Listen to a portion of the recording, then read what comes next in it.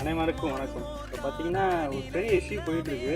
தென்காசி மாவட்டத்தில் ஒரு பனை தொழிலாளி ஒருவர் காவல்துறையினர் அத்துமீறி துப்பாக்கியால் சுடப்பட்டுள்ளார். தெரியாம தான் நான் கேட்கிறேன், போலீஸ்னா என்ன பெரிய புடுங்கியா? மக்களை தப்பு பண்ணா தண்டனை வாங்கி கொடு, அதை விட்டுட்டு தனி மனுஷனா தண்டிக்க நீ யாரு? பனை மரத்துல கிடைக்கிற இயற்கையான கல்ல குடிச்சா தப்பு, இதே அரசாங்கம் கொடுக்குற சாராயம் குடிச்சா தப்பு இல்லையா? யாராவது கல்லு குடிச்சு செத்து நீங்க பாத்துருக்கீங்களா? யாராவது ஒரு ஆளை காமிங்க. இதையே சாராயம் குடிச்சு செத்தவன் பல பேரை நான் உங்களுக்கு காமிக்க ரெடியா இருக்கேன், ஓகேவா? அதே தென்காசி மாவட்டத்துல எத்தனையோ இடத்துல கல்குவாரி நடந்துட்டு இருக்கு.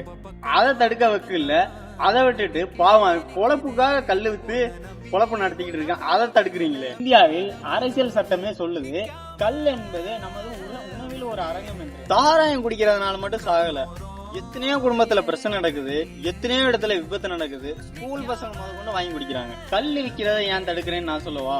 இப்ப பாத்தீங்கன்னா சாராய கடையில கூட்டமும் குறைஞ்சிரும், வருமானம் குறைஞ்சிரும். இதனாலதான் நீங்க கல் விற்கிறத தடுக்கிறீங்க. மக்களை காக்க தான் என் போலீஸ், அவங்களுக்கு துன்புறுத்த இல்ல.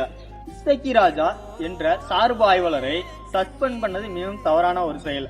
அவரை பணி நீக்கம் செய்ய வேண்டும். தென்காசி மாவட்டம் ஆலங்குளத்தை சேர்ந்த மணிகண்டன் என்பவருக்கு சரியான நீதி வேண்டும்.